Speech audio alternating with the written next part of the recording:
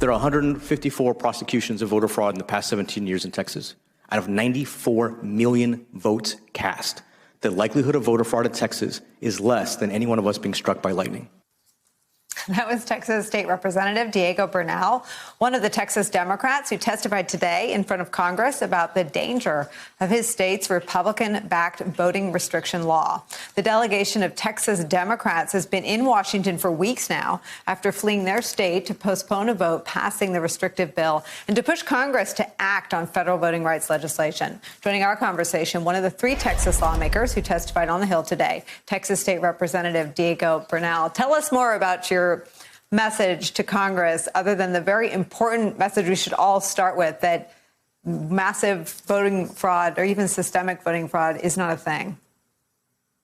Right. No, I appreciate that. And thanks for having me. My primary message today was to actually focus on the substance of the bill. I think that we get into moments where both sides are using platitudes.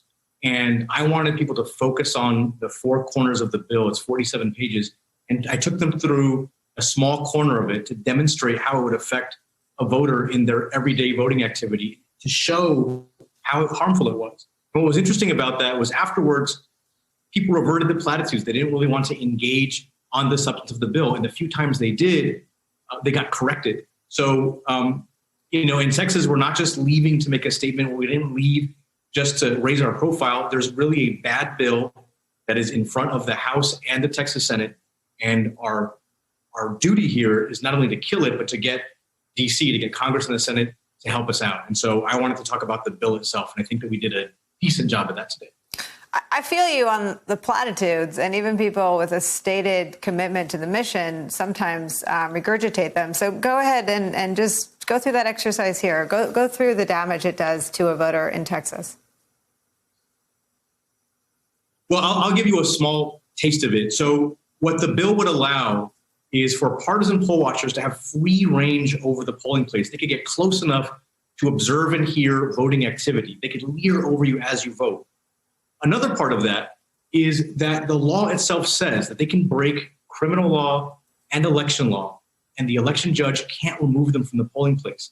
They're allowed to stay there. They can only get a warning, and only after the second warning, if the election judge sees it themselves, can they be removed. If everyone in the polling place sees that violation, but the election judge didn't, that person gets to stay. Only if the election judge sees the second one can they remove it. It's a free felony. It's 2-strike immunity. There is nowhere else in the code anywhere in any state that allows for someone to break the law and not be removed. The point I made there was the manager at Target has more power to protect their store than an election judge in Texas would have to protect voters in the polling place.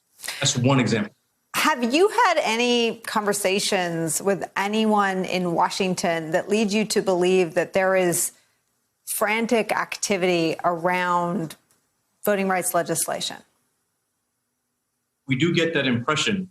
Whether or not it fits our particular timeline, who knows? But even yesterday, there was news that there's some movement, there's another version or iteration of a bill that may help us, that may help all of Texas and the United States. There's certainly activity happening. Whether or not it meets the deadline or it can gather enough support is something else, but no one is just sitting still doing nothing. In fact, I think that one of the things we have accomplished is we've forced the issue, and people in DC really are working to get something done now.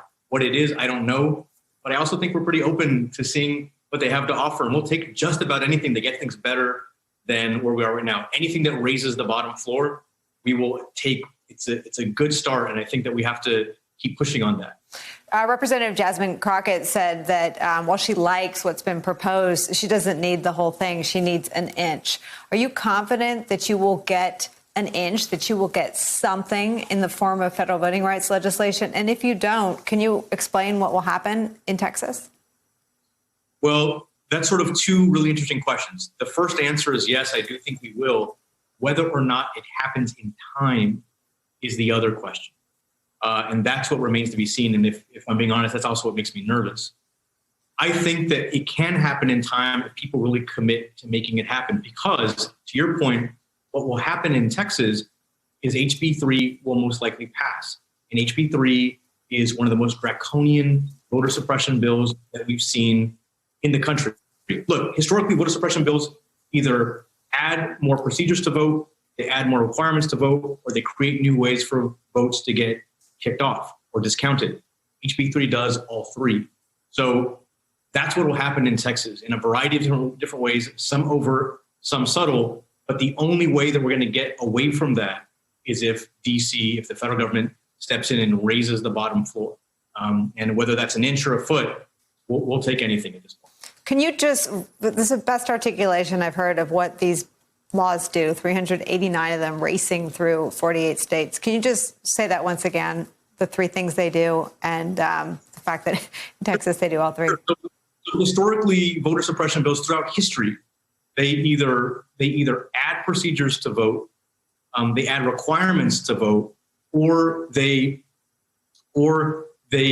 create new avenues for votes to get kicked off. And this one does all three. It's those three things. You can always find more, but that's something they all have in common. Usually it's one of those things. This bill and the Senate version do all three.